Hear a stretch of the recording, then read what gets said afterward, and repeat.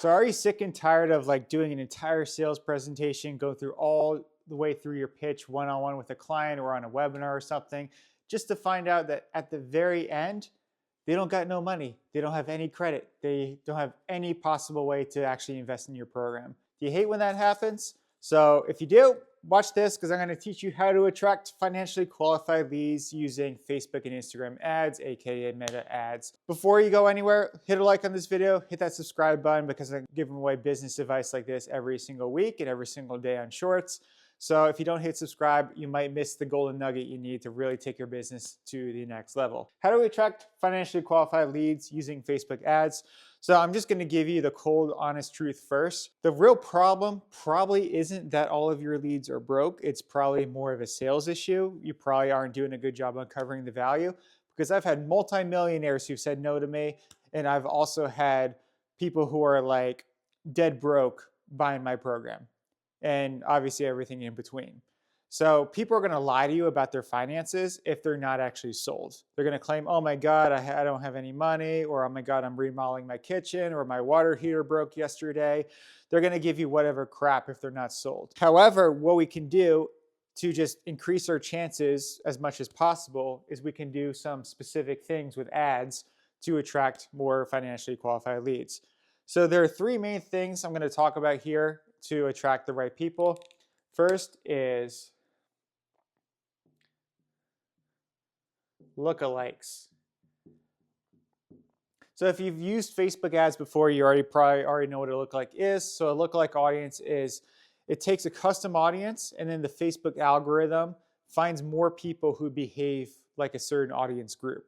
So for example, if you already have a customer list, if you already have a list of people who bought your high ticket program, that would be a perfect lookalike, because you're taking a customer list and you're pretty much telling the Facebook algorithm, go find more people who look like my customers. Go find more people who behave like my customers on Facebook.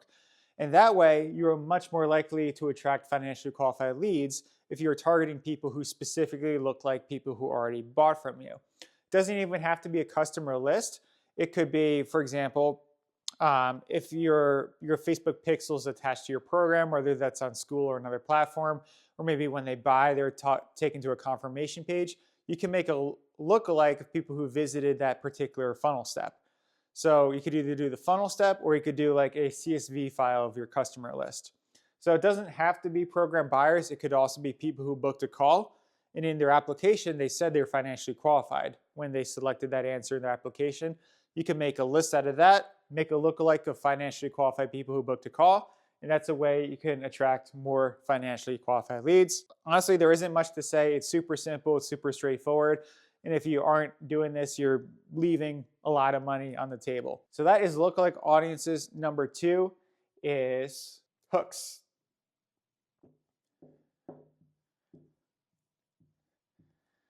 So, and I'm going to also put headlines here, specific for Facebook ads. So Hormozi says in his book, $100 Million Leads, that 80% of your advertising budget is spent on the hook and the headline.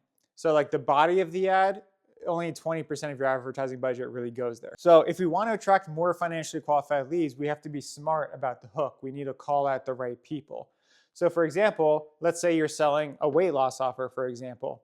So if you target anyone who wants to lose weight, I'm sure there's like a lot of broke people out there who definitely do want to lose weight, but of course they definitely can't afford your program. So what if instead in the hook, we call out people who are actually financially qualified?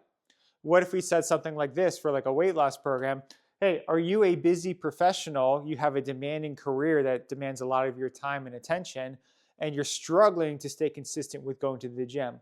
You're struggling with maintaining a healthy diet. You're struggling to find the time to actually cook healthy meals rather than getting takeout of fast food all the time. That's a perfect hook. Are you a busy professional? That's a good way to call out financially qualified people. I see a lot of marketers doing that exact line with their hooks. So you might also say, like, if you're selling more of a B2B offer, are you a business owner who's already making $50,000 a month or more and you're stuck getting past X mark? So we're calling out people who are already making a certain amount of income. And then that way we're attracting the right quality people. Like I see, for example, real estate ads do this all the time because for real estate offers, you especially need to target financially qualified people.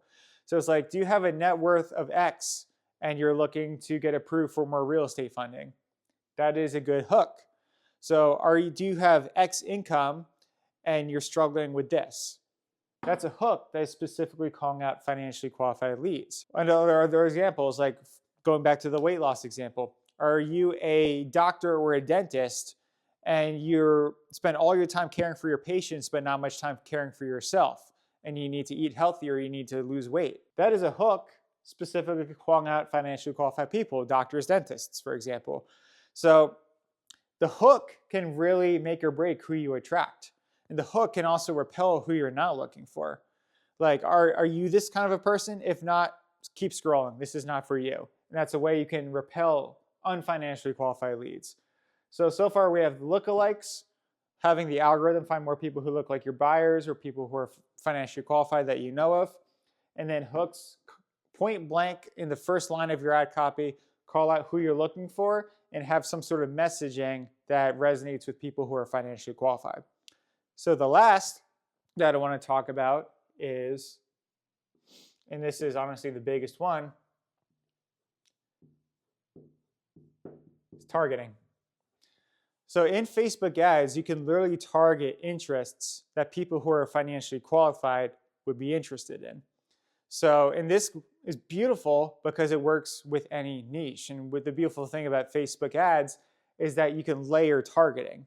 So even if your niche, for example, is not like targeting wealthy people, you can still target people who are financially qualified. For example, if you're selling a piano program, you can target people who are interested in piano, but also interested in real estate investing. So someone who is both interested in piano and real estate investing would be a perfect fit because one, they play piano, you're selling a piano course, that's who you're looking for, but they're also interested in real estate investing, which implies that they're wealthy, they have a decent net worth, they have decent income if they can invest in real estate, so they can actually afford your program. So they play piano, they have the resources to afford your program, it's a perfect fit. And that's how we can target more financially qualified people by layering specific wealth type targeting with whatever your niche is. So for me, it's Trumpet. If I targeted Trumpet plus private equity investing, I'm finding trumpet players and I'm finding wealthy people, put them together. I'm targeting wealthy people who play the trumpet, who can benefit from my service and who can afford my program. So that is an extremely powerful way to find more financially qualified people. And in this next part of the video, I'm going to go over like specific targeting options that you can test out. All right, so this next part of the video is going to be all about specific targeting options that I've tried in the past that have worked. So I'm going to break it into different categories here.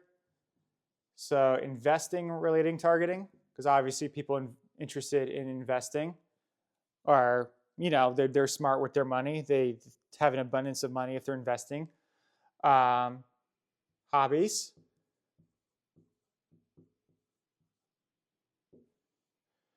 And let's say behaviors. So investing things we can target, I mean, it's pretty obvious. Just think about like what rich people are investing in. So like, for example, stock market investing. So like, for example, my Trumpet offer, if I targeted Trumpet plus stock market investing, I'm going to find Trumpet players who are investing money and are growing money. So real estate is another great one we've had massive success with. Private equity investing has done wonders for us. So with Facebook and Meta ads, you can also target wealthy zip codes. So for example, the top 25 to 50% household income zip codes you can target with Facebook ads. So wealthy zip codes. You can target high net worth individuals. And there's many more. I mean, just kind of follow this pattern and you can find more audiences you can target. But like if you target investment related things, you can find wealthier people and more financially qualified leads with your Meta ads. So now moving on to hobbies. Think about like what hobbies rich people are interested in, or people who have an abundance of money. And these same hobbies might not be available to people who are not financially qualified. So just kind of think of what that might be. But things that have worked for us in the past: polo. You don't really see broke people playing polo much. Art collecting. Yachting is a great one. Frequent travelers. People travel a lot, then you got to have money to travel. And then there's also frequent international travelers, which is another step up. First class travel is a really good one, because first class travel, what that does is not only do you need money to upgrade to first class, but these are people who are willing to pay for the highest level of service, the VIP package. So someone could either spend like $50 an hour for traditional piano lessons, or they could buy the $5,000 piano course. First class travelers are the most likely to do the latter because they're willing to pay more for the highest level experience. Hobbies, that's a good one right there. I have more I can come up with, but again, if you want more options, just follow the pattern. And then finally, we have behaviors. How the Facebook algorithm works, and this is how they populate you into these different interests, is that it's always tracking your behavior. Every click, whenever you stop scrolling and look at a post or an ad or something, it recognizes that and kind of figures out what you're interested in. So like behaviors is something that can be targeted as well. So an example of behavior targeting is like, for example, someone who has really good credit. Well, what are some things that you can only acquire with really good credit? American Express credit cards. So like American Express is a really good targeting if you want to attract people who are wealthy. Because like what I've noticed is that a lot of people who pay in full for my programs, they're using an Amex card. So what does that tell me? That people who have Amex, they have the behaviors of the people who would buy my program. So that's a really good thing for you to target. Travel is another one. It kind of went into hobbies as well, but if someone's often traveling, that's a behavior. Frequent shoppers. So there's an option for like frequent shoppers. If people are, good consumers, they're not afraid to spend money online. That's a behavior of someone who would be financially qualified for your service. Education level. So like you can target people with master's degrees, doctorate degrees, people going into more advanced degrees, or even just traditional bachelor's degrees. So people who have higher levels of education. This is not always the case, of course, but like people who have more advanced degrees are more likely to be in a higher income position. So if you target someone, for example, trumpet plus a master's degree, probably going to find a trumpet player who has a high paying job. I'm going to finish off with this one. So luxury shopping. And of course, there's different sub-niches for this one. Like you can target people interested in Rolex. You can target people interested in Tesla or Lamborghini or specific car brands or luxury brands like Louis Vuitton, Chanel. If people are interested in luxury shopping and they have that behavior, they're someone who's willing to spend more. There's someone who's probably willing to spend high ticket for your coaching program rather than a less expensive route. If they would rather buy Gucci than traditional clothing brands. This is only a couple of examples of how to target wealthy people using meta ads. This is really only a couple examples. Like I said, if you want more targeting options, just follow the pattern. Like, what do rich people invest in? What are the hobbies of rich people? What are the behaviors of rich people? Layer that in with your niche and you will target more financially qualified leads.